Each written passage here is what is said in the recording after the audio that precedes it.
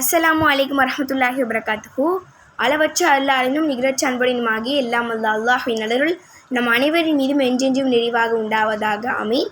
அல்லாஹின் பேரல்லால் இன்றைக்கி நம்ம இந்த வீடியோவில் என்ன பார்க்க போகிறோன்னா, பெற்றோருக்காக துவா செய்வது எப்படி அப்படின்னு சொல்லி தான் இந்த வீடியோவில் பார்க்க போகிறோம்.